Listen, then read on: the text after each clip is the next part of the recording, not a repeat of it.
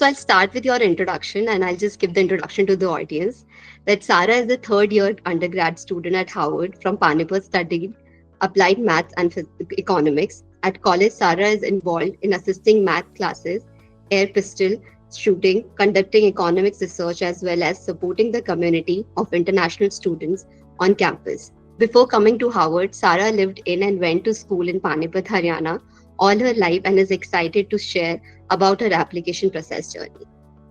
Before we start, I am just giving a brief how will we do about it. So we have a 5 topics over here, and under all the 5 topics, we have some questions, and you would be giving your insight to these questions, and then we would move towards the question answer session where our audience will ask their questions according to what they feel. Okay. Mm-hmm. Sounds good. Yeah. Yeah. So first I would start with your Harvard experience. I think that will be a good start. So can you talk about your favorite academic experience or class at Harvard and how did it influence or shape your career goals? Okay, that is a good question because I think there's been a lot of oddball of classes that I've taken here. For context, in school, I went to a CBSE school, so I took physics, chemistry, math, and physical education, just the normal track. So I really didn't have exposure to my school didn't even let us take economics or anything else in the arts and combine it with sciences. So a lot of what I studied at Harvard was the very first time I was encountering the subject. So I think I will say that last semester, last year, I took this seminar with Professor Gloria Golden on the economics of work and family. And then while we were halfway through the semester, we heard that she won the Nobel. So it was kind of really, I'm not saying that the class was my favorite academic experience because the professor who was teaching me won the Nobel, but it was just it was never something I even dreamt of. People have a checklist of oh, I want to meet a Nobel laureate, but I didn't even think that was something I wanted, and it just happened, which is really cool. But the topic of the class was also very interesting. We learned more about why there's the wage gap exists, how is it different, how is the educational sort of journey of women different from men, how does it impact their career progress after. I have been ever since I came to Harvard, I think I knew that I wanted to do something in math, but I was trying to use math as a toolkit to answer questions that I was interested in, and economics provided me a way to do that. And I think this class in particular helped me understand that oh, I really want to do something in economics. That doesn't necessarily mean that I have to do economics research or a PhD in economics, but something adjacent to that, maybe working in policy somewhere. So I think that was a really interesting experience. More than that, other than that, I think my first year summer, I took this summer. So there's an option to take summer school classes. So you can either take those classes on campus or travel somewhere around the world, which is a Harvard funded program. And you can learn about different subjects or subjects related to what you're studying. And I took this seminar on, not seminar, but a class on Scandinavian literature and lore.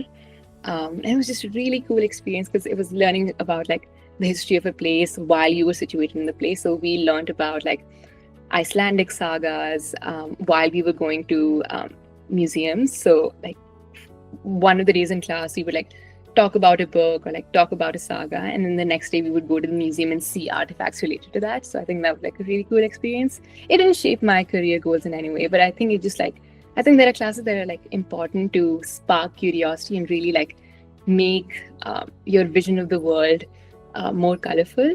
And I think that was one of the classes that allowed me to do that. And after that, I was oh, I think I should take more classes in the humanities. But yeah. So basically, you had diverse experience over there.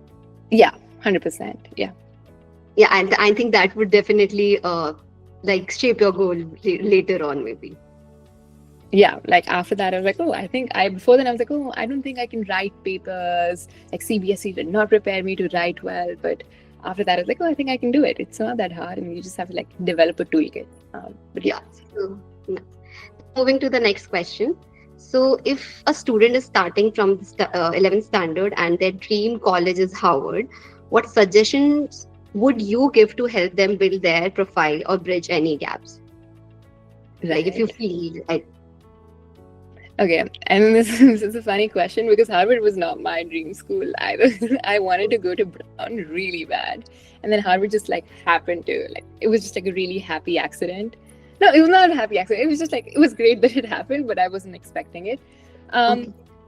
Thinking about somebody in 11th standard and applying to Harvard, I think one thing I sort of tell anyone who's going through the application process, whether they're thinking about Harvard or not, is um, this really important fact that any college that you apply to really cares about the context of where you come from.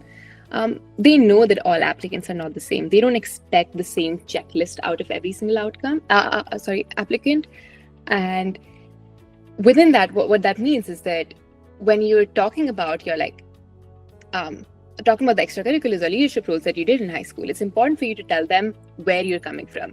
So let's say me coming from Panipat, I wouldn't have the same amount of like clubs or resources that somebody from like a Delhi or a Mumbai or a Kolkata would. And it's important to tell them, they're like, oh, hey, this is what I did, and this is what I did within this club and what I achieved, or like we won at like nationals or states or district. But this means a lot to me because in my school this has never happened before. So when you're thinking about like, I think a lot of like the application process also goes into how you talk about the activities that you did. Building their profile and bridging gaps, I think that just like, I think your profile or like the things that you do should be sort of aimed at bridging gaps in your community or in like a problem that you found. I don't think like, I think there's no like playbook around building a profile that will be successful at Harvard. I think it's important for you to demonstrate that. I think what Harvard really cares about is of course, like you've heard of like a well-rounded student. So they really care about like a well-rounded applicant. Obviously, they really want you to excel in your academics. So they want you to see, oh, has this person taken like the hardest curriculum that was available to them? It doesn't mean they're like, oh, I'm applying to Harvard, therefore I must switch to like an IB curriculum from my CBSE or state board or something like that. But if you have the option, go for it. But it's not like a necessary thing. I was in CBSE and it turned out perfectly fine for me. But I told them, I was like, oh, this was what my school was offering. I could only do PCM with like an additional subject. I couldn't do economics or anything else. So this is what I was working with. But then I supplemented it by like taking like AP tests or some other tests to show them that like, oh, I can handle the rigor that college courses have to offer. And even though my school doesn't offer it, there are other avenues in which I can prove to you that like, I can handle it and like, I'm smart enough. The other things to think about are they really enjoy like seeing people who go in depth into like sort of extracurriculars they do. That doesn't mean they're like I hate when people talk about like, oh, you have to win at every single thing that you do and that's the only way to get into college. Like they really appreciate seeing the effort that you put in. If they've seen that you've like been committed to an activity since like 6th, 7th, 8th, 9th class, or just whenever, like if you've been going at it for a really long time, it's also important to show maybe how you feel. Like a lot of the times in my application, I also talked about like, oh, I worked on this community service project. It worked for a year, then it failed. Then I worked on a different one. It worked for a year, then it failed. And then I worked like learning from both of these experiences. I started on a new community service project that lasted for 3 years, and then it got I entered a competition and got international recognition. So they do like to see how you've sort of like grown over time in high school, and it's important to show that in your profile. But that's just like important for you as a high school student as well. I think you should be taking risks and making mistakes and showing how you're able to learn from them and do better. The last thing sort of I will touch on is just like, I think along with seeing effort, along with seeing commitment to your academics, what they also really enjoy seeing is excellence in some way. Now, your definition of excellence can be like very personal to you, but generally it can come in terms of like, oh, like maybe like presenting your idea or like research topic in a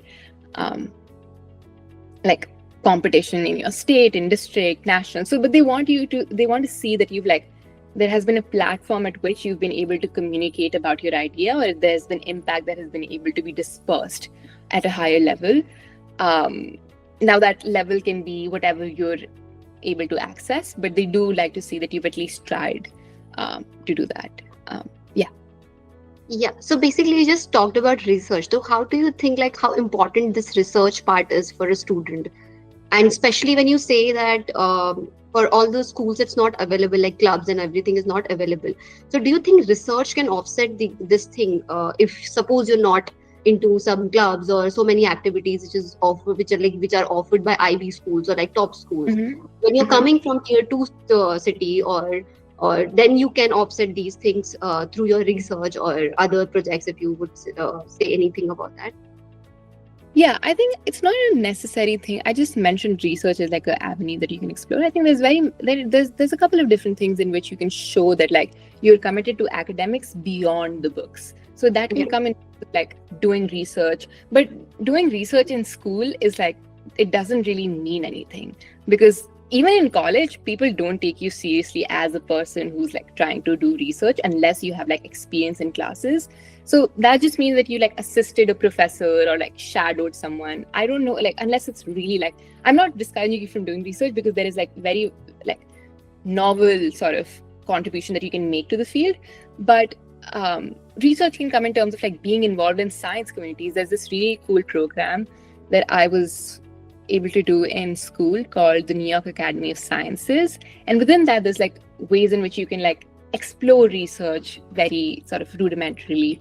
But it's not like, I think, okay, like I wouldn't use the word offset, because I don't think there's necessarily something that we're disadvantaged at by being from a Mm, tier two city. It's just mm, something to supplement your application. Just because like an IB school just offers that on a platter for you doesn't mean that like you're at a disadvantage. You just have to like you have to build it. You have to like find those opportunities for yourself from scratch. And that is something colleges love to see, because they love to see people who take initiative and not like it's easy to become the president of 7 clubs when that's around you versus forming a club for yeah. the first time in your school of like 20 years. Yeah. So yeah, they just want to see initiative. Yeah. Understood. Yeah. Okay. So moving to the next question. So did you pursue any courses outside your school curriculum focusing on your major? And if yes, how did they help you in the application process? I think I it's, don't. Yeah. Um, like I said, I'm CBSE yeah. school, very standard PCM curriculum. I didn't even like, a couple of my friends took CS, or in my school it was called IP, or like whatever the version of like tech is. I didn't even do that. I was like, I'm not interested in coding. I just want to do like, I was like, I want to be outside. I love sports. I'm just going to do physical education. And I applied, and no, like none of the Indian international students before me who got into Harvard had taken like physical education, because it's not as like intellectually rigorous. It's just like physical exertion. But I still did that because I was like, that is something I'm interested in. So I don't have to follow the same lane. But in terms of any courses outside of school curriculum, not really. Like not my on my major, I'm studying applied math and economics. I had like my introduction to economics for the very first time was when I sat in my intro economics class first year, and now I'm like basically like, and then I got to Okay. take a class with the Nouvelle laureate. So I was like, whoa. So there's like, you can learn everything that you need to graduate with a new degree in college, and you don't have to know anything like beforehand. And did you take APs? I did take APs. I took, I think, 3 APs. Yes. And I took, can you name them? yeah. I took AP Calc BC. I took stats. And then I think I took one of the physics one. I think it was like the one that you do in 11th class, like the 11th class curriculum. I think it's Okay. mech. Yeah. Yeah. Okay. Understood. Okay. Thank you. Yeah. Moving forward. Okay. Can you talk about the flexibility of Harvard's curriculum for students who are undecided about their major? Yeah.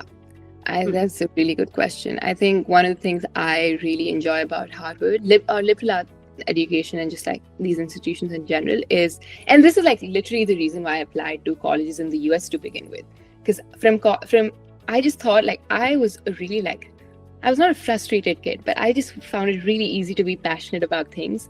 And in 11th class, and all my friends were going to coaching for like IIT JEE or like studying for like medical colleges, I was like, I really don't want to do engineering. And I really hate that asking me to like pick something to dedicate the next like 5 years of my life while I'm still like 16 or 17, which is why I was like, oh, I need to look into like, I need to like see what other options exist.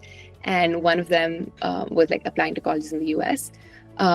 The good thing about Harvard in specific, and in most of these colleges, as you might know, like while you're applying, is that you don't have to apply into a certain major unless there are schools that require you to like apply to certain colleges within the university. Then you need to like come in with the sense of like, oh, what broad area you want to study. But even then, you don't have to focus on a certain field. Once you enter college, there's no like, you don't have to in within Harvard, like you can come in undecided, you can come in fully decided. That does not impact your application at all. You just like whatever that just like, I think if you're doing undecided, then you need to show just like a broad range of sort of interests and extracurriculars and substantiate with a narrative that connects why you did them. But other than that, it's not like, it's not putting you at a disadvantage to put undecided in your like application. um, Flexibility of Harvard's curriculum, almost every class in every field that is introductory is open to you. You can come in with no like experience in like psychology, sociology, and that, and this can be like the first time you took the class, and then by the end of the 4 years you can very well graduate with a degree in psychology. You don't have to declare your major, which we call like the concentration, which is your field of study here, until the you have to declare it in your second year of college, but you can change it until the moment you get your degree. So 1 week before graduation, you can change like the degree, that not the degree, but like the field of study that you're going to graduate with. As long as you've met the requirements, you can graduate with that. Like, it's a perfectly fine thing. So like throughout the 4 years that you're going to spend at this institution, not once do you have to be like, okay, this is what I'm going to study, and now I'm logged into this and I really can't escape. It will be a little bit trouble like when you're like deep into your third year and you're like, I really hate this and like I wish something else. But then I know people who switched from like physics to economics in their third year, and in their last 1 year they like really like dove in and they did the entire like economics degree in 1 year. I wouldn't recommend you to do that, but it's just to say that like it's flexible in terms of changing at any point that you're here, and they actually encourage you to take like different classes in different fields of study because they want you to be like a whole and like a intellectually rich individual. Yeah, it's really helpful there.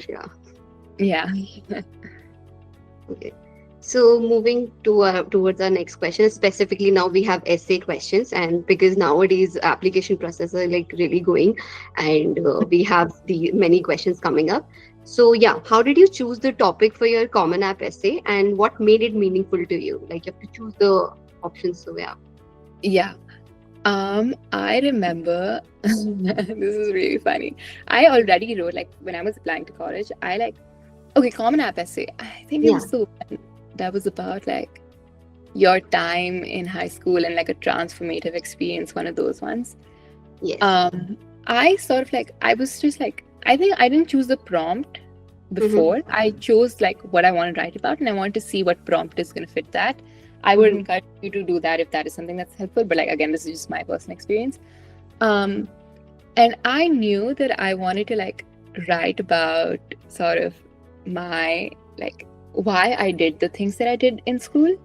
And one of them like that was sprouted from this experience at like, it was like, I was the very like, it was a common structure of an experience that was like very monumental for you, and then you take away from that experience and you show how what you learned from that, you reflect on that experience and you like create a narrative where you say that, oh, I did these things and that was influenced by what I learned from this particular experience. And it was just this time at like my nanny's house, and I saw like a firefly, and I was asking, like, it was very little, and I was asking her about it, and it was just about talking about like the longevity of a life and like how fireflies only live for a certain like amount of time. And I was like, oh, like I think like that allowed me, it was just like, it's the amount of depth that you can allow a 16 or 17-year-old to go into. So it was just really like, looking back, it's kind of cringe, but it's fine. And then I was like, oh, that kind of made me think about like my importance, like the importance of what I do and how it's important to give your light to your community in all the ways that you can while you're still here. And then I talk about, oh, like this is the community service initiative I did. This is like why I did what I did in school, even, and like for me that meant that even though there were not a lot of resources in my school, you have to like come up with it, because sometimes you have to create your own light or like some things like that. So it's just like I started off from an experience that I thought was meaningful to me, and I connected that to talking about the things that I did, because I wanted to tell them the sort of story behind why I did. And here I really want to dive deeper into telling them that like, oh, this is what I did and this is what it means to me, because before me, this didn't exist. So you have to understand that like, it's easy for people, like, you know, I'm not saying it's easy, but I just really want you to deeply understand how much time and effort and just like emotional and physical labor went into doing the things that I did in high school. and they are very meaningful to me. And people, like, that's the one thing that like college admissions officers do really really care about. Like, they are able to see when like things mean genuine, like they mean like they invoke genuine interest and like inspiration in you, and just talk about it. Like, don't be scared of like going in deeper. I hate when people like hold back. This is the one time when you can have a stranger look at your life from the outside, and they can be like, wow, Pratibha, like this is something you did in like your time here. Like, wow, like I didn't know about this, and they can connect your life for you. So just like think about your college essay in a way that like you're telling your life story to someone. And this isn't like the entirety of your life story, because like a 800 word essay would not be able to capture that. But think about how well can you tell a snippet of your life, and how well can you connect it to some of the things that you've done. For me, drawing out a timeline of like things that I did in my entire life was helpful. And then I was like, well, let me pick out the times that I remember the most and that mean the most, and I would like to tell a stranger about me. You And followed the same structure for all the essays. Like this is the common app essay, but the same structure for all the essays for all no, other colleges. no. I didn't follow. This was like the most sort of like Oh, structurally done essay. Everything else that I wrote about was kind of plain. Like I didn't use a lot of flowery language. It was pretty like common tongue, because I was like, I don't want to make it. I don't want to come off as like somebody who I'm not. I don't want to come off as somebody who's like extremely well written. Yes, I want it to be like um, cohesive, and I want it to be like well structured, but I don't want to come off as someone who's like a very incredible writer, because I wasn't. I was like, it should be understandable and it should like express what I want to. The other essays were like pretty like, this is what I did, this is why I did it, and this means to me because this. Just the standard like show not tell things. yeah, Yeah. and essays like when they ask why this college, why this course, like why this college specifically, how do you like cater to this essay? Like how do you why this college? Yeah. So I think I remember connecting my why this college essay. I'll talk about Harvard different like separately, and then my like other why this college essays separately. For other this colleges separately, I was like, okay, I'm gonna like talk about some of the things that I did in school, and then I'm gonna say talk about like why I'm excited about this particular college, because this like sort of supplements my like pre-existing interests. And then I will Mhm. also talk about like what are new things that I appreciate there. Like, are there like clubs, professors, classes that I'm interested in, and like something unique about the campus. Like Brown, I was really really interested in. I just loved their open curriculum, and I was devastated because I looked at their website, and I was like, I looked at their like a little bit of like their course catalog, clubs and whatnot, and I was like, this is perfect. They don't care about like grades, and I'm just done with like PCM. I don't want to have to take like another exam that matters in my life. And I was just like this like makes so much sense for me. And I like watched so many videos online to get a feel of like how Brown students are and how students at Brown are. And I was like, this just makes so much sense. They're just so chill. But then that didn't work out. Harvard, I was just like, well, like everybody applies to Harvard. Like I was like, there's nothing special about them. I'm sure it's like, I was like, obviously it's like an amazing place, but there's Hmm. nothing like that I feel is unique to me, which I was wrong. I Hmm. looked at it because in my like, I didn't talk about anything specific. So in my why Harvard essay, I didn't talk about anything specific. Or like, I think that essay, Harvard's version of that is, how do you intend to use your college? Or that was like one of the prompts. The one that I chose was the one that said, how will you use your college experience or like education to do something new? And I talked about like being from Panipat and how Panipat is this like really historically rich town, but we're kind of like losing our identity. And I talked about the ways in which we're like unique and the ways in which I feel like we're losing my identity. And I was really big on like, I was like, oh, I really want to do like historical preservation. And I want to come back and like open a museum or do something historically like relevant. And then, which is why I did the archaeology field school in my first year when I was here, because I was like, I want to like substantiate that, and I really want to be able to like Hmm. build on top of what I said in my application. But it was like a very general, like it was like, oh, and then I want to study like I said that I was like, even though like it's not relevant to historical preservation, I still want to study applied math because I think it like it gives me the tools to think about inquiries. But I also want to do historical preservation or like archaeology on the side because it's meaningful to me. Yeah. Um, beyond that, literally nothing specific about Harvard. It was just like a very general, like, oh, I want my college education to be important to the community that I come from, and this is Yeah. how I think it's going to be relevant. With Harvard, and I learned more about like specifics at Harvard before my Harvard interview, and within that, I talked about like, oh, there's like the iLabs, which is like the startup incubator, and Mm-hmm. the couple of like other clubs of like entrepreneurship, social impact. Um, yeah, but beyond that, like they don't even ask you because they know like, yeah, Yeah. they don't really ask you about it. Yeah, sorry. Yeah, moving to the next question. Can you share an example of how you showcased your personal values through a story in your essay? I think you talked about it. Yeah, I think I talked about it. Yeah, yeah. So we can move to the another question. How did you ensure your essay reflected your authentic voice rather than what you thought the admission committee wanted to hear? I think you catered all these questions Yeah. in the essays. So yeah. Now moving towards the extracurriculars.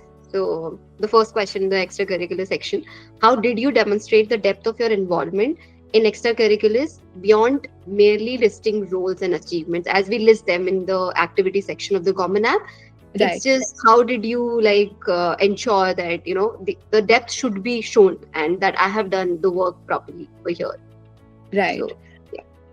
Um, I think my biggest sort of piece of advice here would be to use the optional information or like additional information section, because there's a, as far as I remember right, if I remember rightly, it was like when you list out your description for extracurriculars on Common App, there's like a word limit. Yeah. And you can't really like, again, use the additional information section to explain context. Don't use that as like an additional like box for you to list out like 10 more extracurricular activities because you ran out of space. Use that to explain why this club, they're like, oh, this club didn't exist before, or like this club was like defunded, and then I came back and I started again and I expanded it to this many people. These were sort of like the institutional hurdles that came in the way, but we still managed to get over it. So like here you have to think more about what do you want to, so there's the three categories in which you would talk about your extracurriculars. One would be just in like when you're listing them out on the Common App. Second would be when you need to provide additional information to the things that are present on your Common App. And then the third one is when you're going to talk about a specific extracurricular in a college like supplemental essay. So within this, you need to like have an understanding of how you prioritize these extracurriculars as well. And you need to understand that you don't like, there is only so much space that is given to you to talk about your entire like 4 years in school, and then like the entirety of your life before. So 18 years of your living condensed into like the one like page that Common Application provides to you is already insane. So you need to make sure that when you're thinking about these three lists, you don't repeat anything across any of those three. So you have to like be like, you have to create that narrative and you have to create that list for yourself based on your own priorities and your own sort of like attachment to the activity. Okay, makes sense. Okay, moving to the next question. How can students effectively manage their time to excel academically while building a strong extracurricular profile? Like, it's really difficult for students. I've seen students struggling a lot with academics and extracurricular at the same time. So, and because academics are really too much for them at this point of time. So, and they have to maintain their score. So, Yeah. how do you suggest them? I'm trying to think about what I was thinking about when I was doing all this, because I just really like, I'm gonna sound like a nerd, but I just really enjoyed like studying. Like I still enjoy studying so much that like my perfect Sunday is just like me sitting in my room or in a library and just like doing math problems. So for me, it was never as though like I have to like draw a boundary between like studying and in extracurriculars, because I just really also enjoyed the time that I was spending in my extracurricular activities. It was never as though I was like, oh, I need to do this because otherwise I won't get into college, or like I need to do well. I just always thought like tests are my way of showing that like, hey, I studied really hard for this and I understand this material. Therefore, I did like, I want you to see how well I understood it and I want it to be representative. In terms of managing time, I think you have to like, biggest sort of like thing that my mom put me on when I was in like 6th, 7th class. I started doing sports when I was like really little. So it was really important for, my mom was really big on like, oh, we're going to be good at not good at everything, but we're going to like not compromise on anything just because we're spending time doing something we enjoy. So it is really important to have like a schedule that you like worship. Like I was like, okay, I'm going to wake up at 5 a.m, practice till like 6:37, school, come back, study, then like practice again, and then before sleeping before sleeping study, and then like go to bed. And that was like, my schedule kept on changing. I would do like, okay, like this week this is not going to happen, or like this day this is not going to happen, and I just like stuck really hard to it. It's really hard to be accountable. Like what I'm really grateful for is that like I didn't have like phone, or like I didn't use any electronic devices before I had to apply to college, so I was not like very distracted. Ever since like I've started owning a phone, it has just substantially destroyed my like commitment to the things that I do. So I would just like find ways to hold yourself accountable. For me, that was like, if my nanny was at home, I was like, okay, take my phone. I'm not gonna like give it to me after 2 days when I'm done with my school work, or like with my like this competition that I have to go to. And that was like perfect. I was like, okay, it's okay. I'm away from like my friends in the world of social media for a little bit, but it's because I care so deeply about this. I don't think like I'm also like I feel a little bit wary about people like, oh, I'm gonna like completely like erase my online footprint just because I want to like focus on this. I think you can do everything at once. You just have to take it in like the right amount of doses. Also, one thing I really want to stress on, which I like wasn't even introduced to, was like people losing out on sleep. Throughout like before coming to college, not one day did I go without sleeping less than like 7 to 8 hours. So you can do sport, and I still ended up fine. I think like I studied, I did sports, I did all the extracurriculars that I was able to do, and I still managed to do 8 hours. And it's just like sleep is so important. Don't give up on it's not cool to give up on sleep and like sleep at 4 a.m and think that like, oh, I'm gonna wake up the next day and like I can like I'll be energized. No, it like really affects your like I've seen like really wonderful students not excel in their like final exams or like academic performance just because they like compromised on their health. So like build a schedule, but build it like that in a way that like fits you and your like prioritization of extracurriculars and sort of academics. Yeah, makes sense. Yeah. So moving to the next question. How important is holding a leadership title, example, president of a club, or school, or head of the school, or compared to demonstrating initiative in non-leadership roles? Right.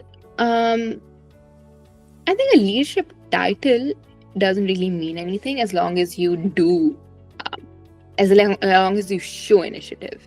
I think you can very well be a member in a club and do. I know like people who are members in clubs who've done more than like some of the people who had leadership titles. So like a leadership title only, okay, I think like, again, I'm not really sure. Like, I think they value seeing leadership in some way, but that doesn't mean, and they would like leadership signals that like you were innovative and you did something that was novel, but that doesn't mean like, so it is important to show that you were a leader in some context, but that's not to say that like they also value seeing how you work in a group context and how if you can work with other people. So it's also equally important to show that you were a member and to show that you were able to do things as a member and collaborate and be like a good community member to work with. Okay. So I mean, if like suppose if you're not landing up to any leadership role and you're working with the group, so what are the ways they can show them, especially in your essays, to to show at least your leadership skills that you have it, and it doesn't mean that you did not get the title, doesn't mean that you do not have the skills. I think the way to do that is to talk about that, oh, this was like, explain the group dynamics, tell them that like, oh, these were the different kinds of people, or like this was like generally the background of the people in my group, and this was my background, and despite being like maybe like at the same level or like not knowing as much, I like was like, okay, let's try these. I was the one encouraging people to take risks, or I was pushing people to like speak up or something like that. So like leadership doesn't have to has to manifest itself in terms of like being the loudest person in the room. It is like when you are able to acknowledge when to step in and when to step out, and when you're able to like direct the group in a way which is productive, and you can talk about that based on what you do. Okay, now we're moving towards like all the IVs. So do you think all the Ivy League schools have different requirements for admission? Like your dream college was Brown, but you got accepted in Howard. So do you think that their criteria or requirement was different? That it's little, so the student has to prepare accordingly. Yeah, I think so every college sort of has its own vibe and personality. Beyond like just seeing general excellence in certain topics, they're also like looking for like a certain kind of student because they're building a class. I think they think about that a lot. So when you're building a class, they think about the ways in which different people will contribute. That's not to say they pit people against each other. It is just that like, oh, what is this person bringing that's new to our environment and that could really benefit their peers? Or like, how would they operate in this? Like, how do we build a like well-rounded class? And how does this individual fit in? Now, every single Ivy League has their own like metrics of assessing an applicant, and then if they already have a class or if they already have a vibe, do you ascribe to that vibe or not? Again, you don't have to like, I know people who've like dreamt of going to like, let's say UPenn their own whole life, and they wanted to do the UPenn M&T program, so they were doing a lot of like business and tech, and they didn't get in because it was just like, it came off as inauthentic. They were trying to, or like whatever, it just didn't make sense. Whereas like people who had no interest in like tech but did like business related stuff got into MIT. So it is just to say that like all these colleges are like, it's more about what they want to build out of their class more than what you like how you ascribe to that. Because sometimes like what you think of a school and what they want is what you think of a college and what they want is very different from what they would actually want. So there's no way for you to like reverse engineer and think about, oh, what kind of students do they want? So you should just think about like, oh, how can I present myself and my story and my interests in the best way that I can? And then if they want, they will make space for me because they should really want me as much as I should want them. Yeah. Understood. Okay. So moving to the next question.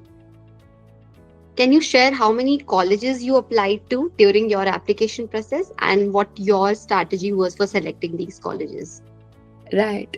I think I applied to 12 colleges, if I remember correctly. My strategy was that I was going to apply to Brown. I was like, yes, that's like the dream. And then I applied to, I like had a list of like safeties. And then like middle, like I had, I think, one safety and I got into it early. So I was like, okay, I'm down. And like, otherwise I was going to apply to 2. So I was like, okay, at least I have a safety. And then I had like a couple, like I had like, I think 1 or 2 colleges that I was going to be happy to attend if I got in. Like, I think they're called like, I don't know, they're called Target. Yeah. So I got into those as well. So I think I applied to 3 like that, 2 or 3 like that. And the rest of them, I was like, I'm just going to like take a shot and see what happens. I think. So this is, you're talking about Common App specifically. Common App, No, Common App and then UCs as well. Okay, UCs. How many colleges did you apply to UCs? I applied to Berkeley and LA. Okay. And I think San Diego as well. So 3. 3 colleges. Okay. Yeah. And then did you apply to other countries as well, like your UK? No. Okay, you did not go for UCAS. No, I just really hate it. Like, again, UK was not doing anything new compared to India. I was like, if I'm going to apply to the UK, I might as well stay in India because I was like, I have to go in and know what I study and I don't like that at all. Canada, I didn't apply to because I didn't know much about colleges there. And I was like, I just think I would like to be in the US. Yeah. Okay. So you were clear about it. Yeah. So then how did you manage the stress of like juggling multiple deadlines while maintaining the quality of your essays and other materials? Because I know for EA and ED you would go for November, and then for your regular decision you'll go in January. So I mean, and then 15, if you would apply to 12 colleges, then you'd have to write so many essays.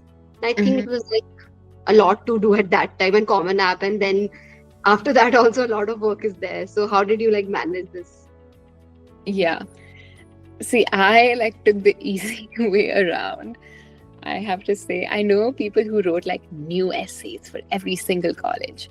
I Yeah. was like there are only like like I identified the things that I wanted to talk about myself that meant Mm-hmm. the most to me.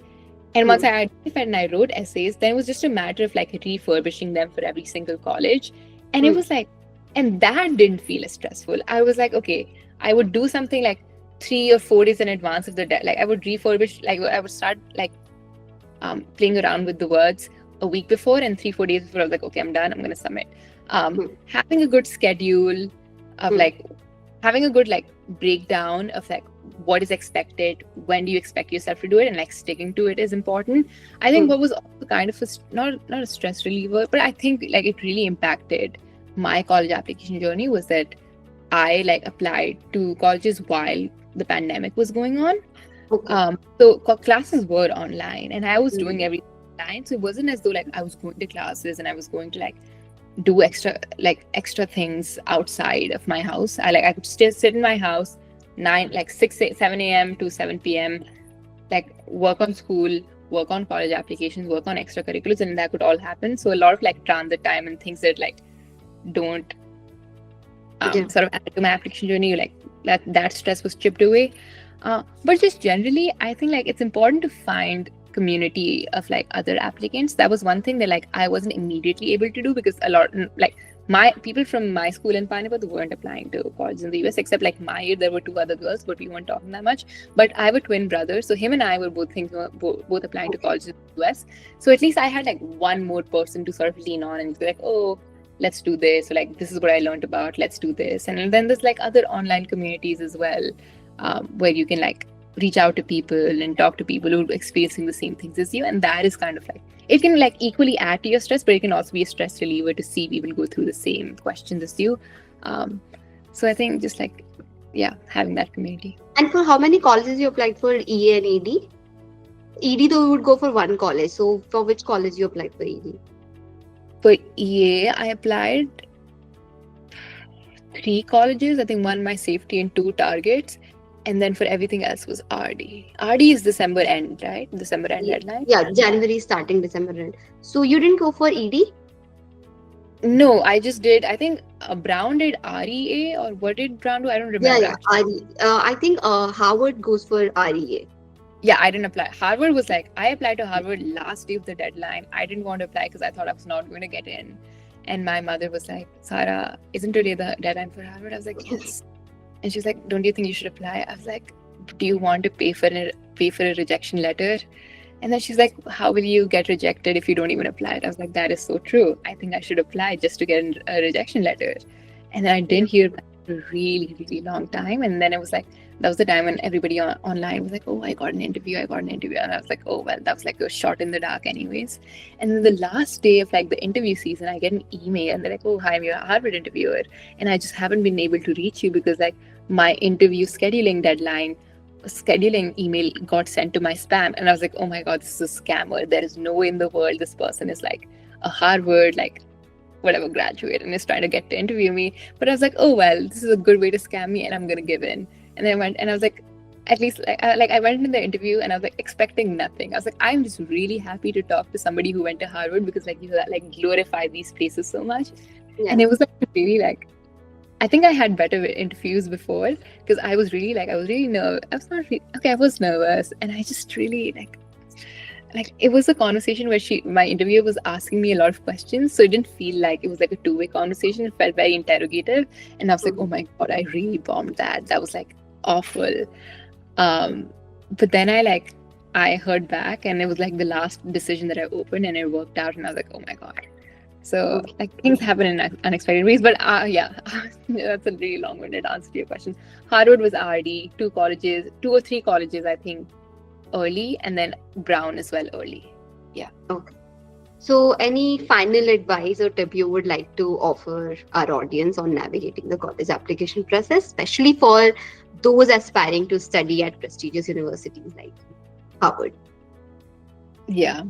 I think I've said a lot of that. I think just like be sure that you like I think don't be shy about talking about how unique the context that you come from is, because it is unique. Like, Mhm. no two people who go and attend the same classes in the same school think of life and experience life in the same way. And it's really important for you to make colleges understand, because they don't like, I'm talking about like tier 2, tier 3 cities and tier 1 cities as well. Like, it doesn't really like, they've never heard of my school before. They don't know what it means for somebody to go to a school like that, what it means to do something at a school like that, or like in a town like that, or do a certain activity. So it's on you to like make sure they understand how deeply it means to you and what you did within that. So explain that context well.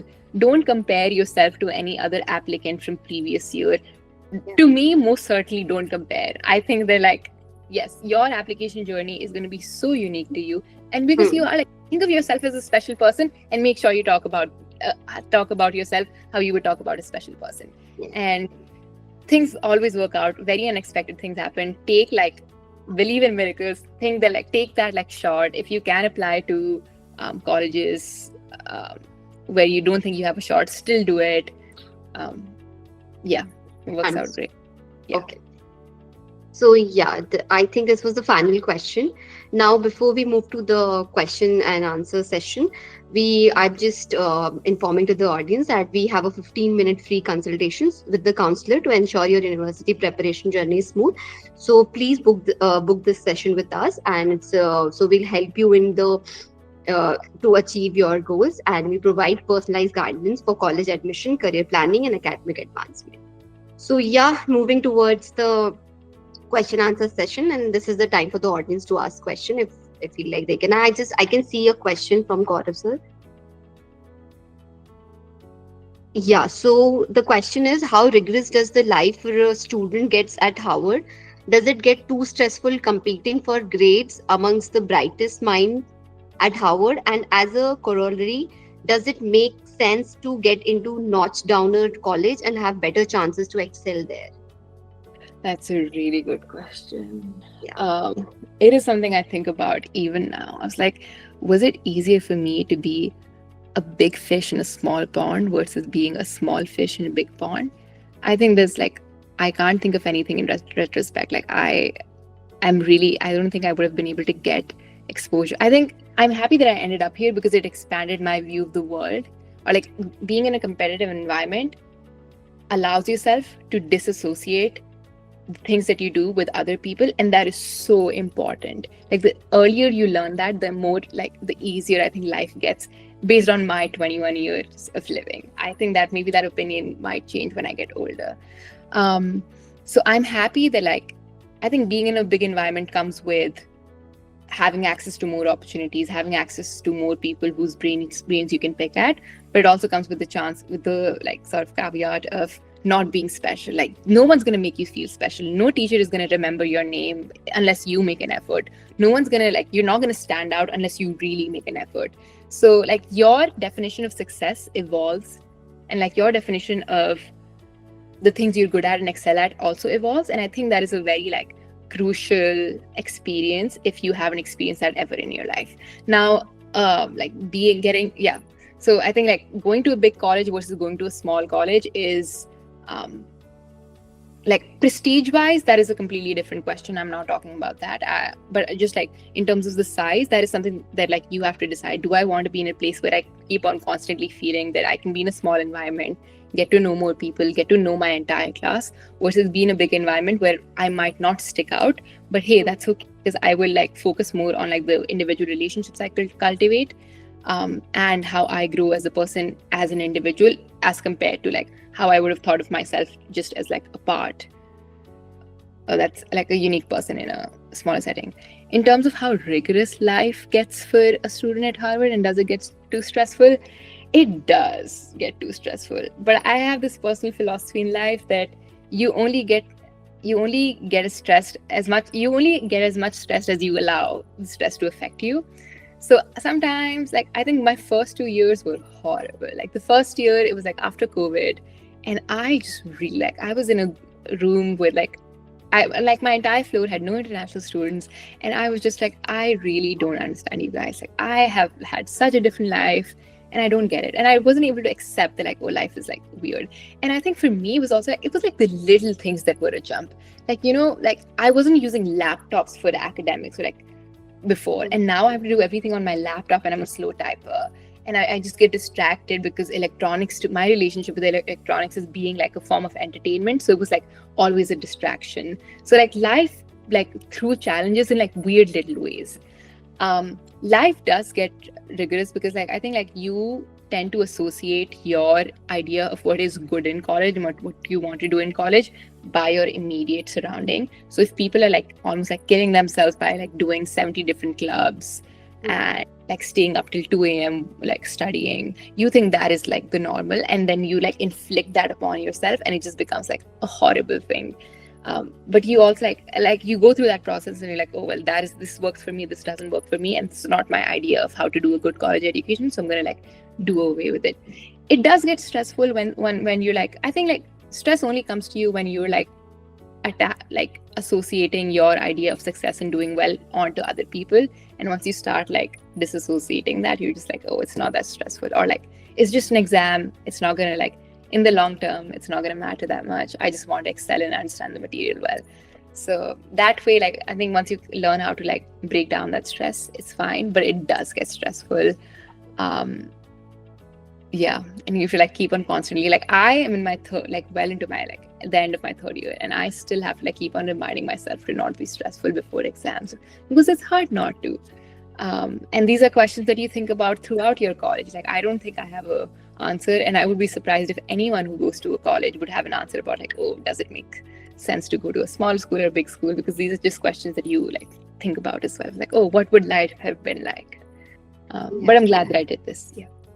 Okay, nice. So next question is from Zainab. How to become process driven rather than outcome driven? That is such a good question. Again, something I am answering and figuring out myself. It's easy because it's easy to like attach success with like, oh, this shiny thing or like prize that I get at the end.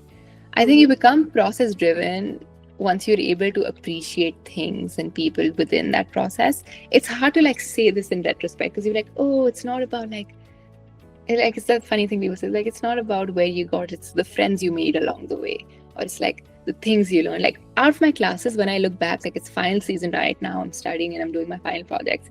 I was like, I don't really enjoy, like the final project is like doing the final exam is great. It's like, oh yes, I accomplished this. But when I look back, I'm just like, oh my God, it was really those days when I had to like stay back after class and ask those questions that I really like was enriched, and I got to learn and do my final project that I'm able to now. So it's like, I think in the moment when you like, being process driven means that you like place value onto things you do in the moment instead of just like waiting to work until like the last deadline hits. So I think being process driven is also like maintaining a schedule. It's also like placing time on the ordinary things instead of just things that like stick out. And outcome, like I think detaching yourself from outcomes is like a really like you have to be like Buddhist for that. Like I don't care about like what happens. Like I think that's really hard to do. I most certainly don't know how to do that. But being process driven it comes in the way of like appreciate, like being okay with your daily, being okay with working hard and doing things that you do on the daily, not just like the big moments and the big like competition or like application deadline days. Yeah. Any other question?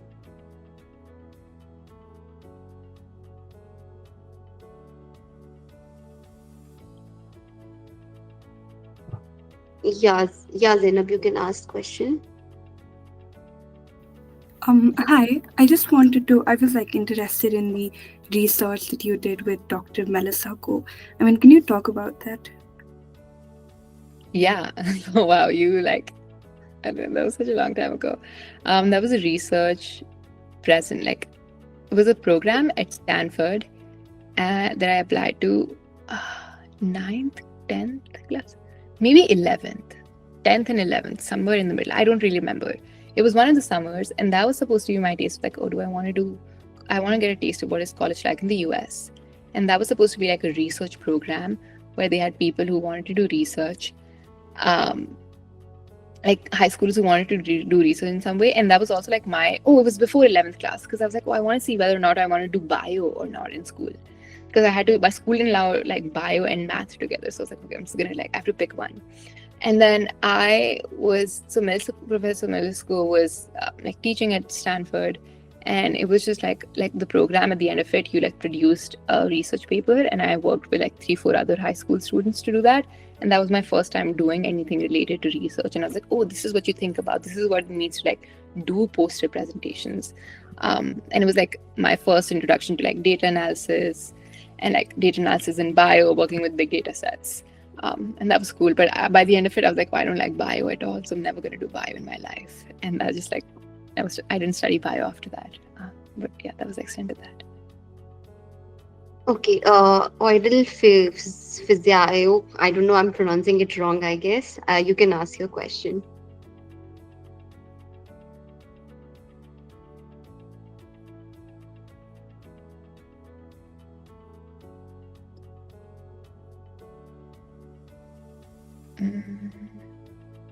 They can also type it in if the mic. Yeah, if you can type your question as well if you want to.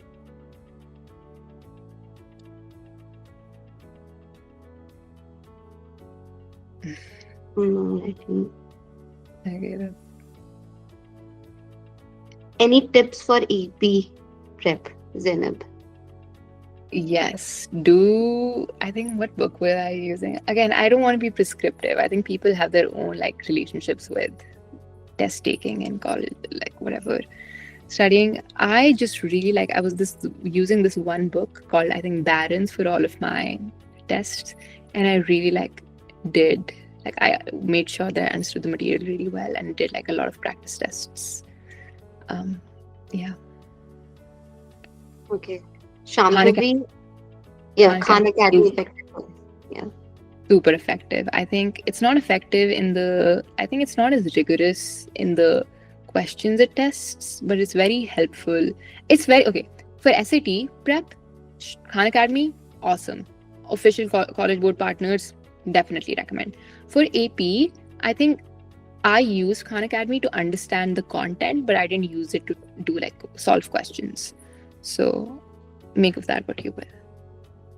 Okay. Any other question?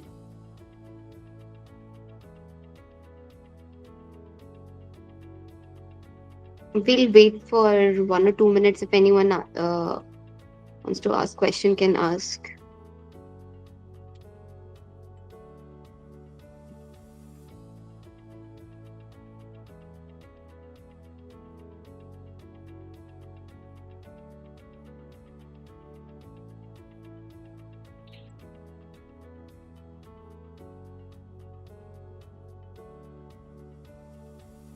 Yeah, or you can ask question.